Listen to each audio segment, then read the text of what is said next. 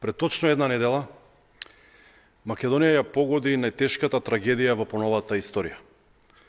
Изгубивме 59 млади животи. Во тие најтешки моменти, како партија, одлучивме да молчиме и да не политизираме.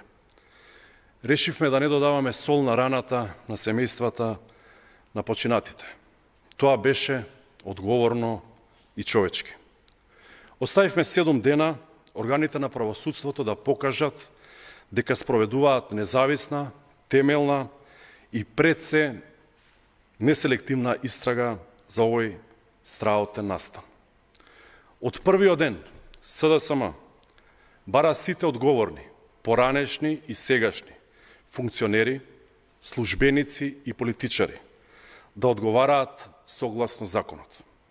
СДСМ дава полна поддршка на независна, темелна и неселективна истрага и ги поддржуваме институциите во тоа. Ова гласно го бараат и граѓаните. Но денес, 7 дена подоцна, сме должни да ги поставиме вистинските прашања кои се наметнуваат, за кои, за жал, нема одговор од надлежните институции. СДСМ и понатаму нема да политизира и нема да печали политички поени на овој настан. Но СДСМ е должен како опозиција да ги постави следниве прашања на кои обвинителството и МВР не даваат одговор. Од денес натаму ќе поставуваме бројни прашања и ќе изнесуваме низ за информации исклучиво засновани на факти и закони. Почитувани граѓани, од досегашниот правец на истрагата, информациите кои се соопштени во јавноста, СДСМ стравува дека ова истрага ќе биде селективна.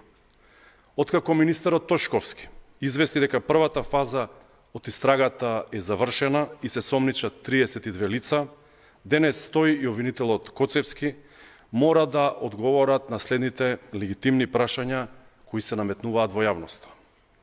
Дали е точно дека ниеден од командирите, инспекторите и раководството на БЈБ и МВР во ОВР Кочани и СВР Штип, кои мора да знаеле што се случува, не се во притвор? Дали и против кој од нив се води истрага? И ако не се води, како е возможно да не се истражуваат лица кои вечерта биле на одговорни позиции со должност и овластување да реагираат, но не го сториле тоа? Дали е точно дека сите 7 вработени во МВР, кои се моментално во притвор, не биле на функции во денот на пожарот во дискотеката? Почитувани граѓани, законот е следен. Законот за јавни собири јасно упатува на тоа за кои јавни собири е одговорна полицијата. Според информациите на овој настан имало 650 луѓе. Согласно законот, полицијата била должна да има оперативни сознанија за настанот и соодветно да го обезбеди овој настан, дури и во случај ако тој не бил пријавен од организаторот. МВР во Кочани тоа не го направиле. Ако МВР постапеле согласно законот, ќе имало обезбедено противпожарни бригади, брза помош, соодветен број полициски службеници и сите пропратни безбедносни мерки за ваков тип настани, со што несреќата можела дури и да се превенира. Од снимките вечерта се гледа дека полицијата била присутна во објектот.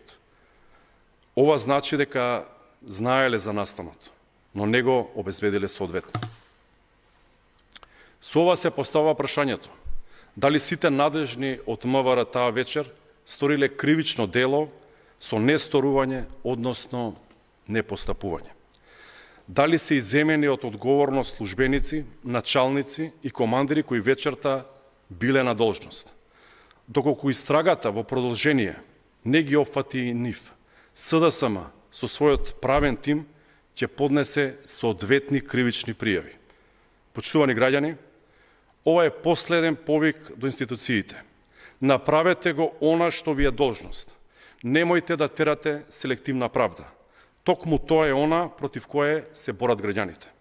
СДСМ ќе продолжи да ги објавува сите детали и да ги поставува сите правно издржани прашања, кои укажуваат на сериозни пропусти и кривични одговорности за лица за кои во моментот нема информации дека се дел од истражната постапка или се во притвор. Целта е една – правда и вистина.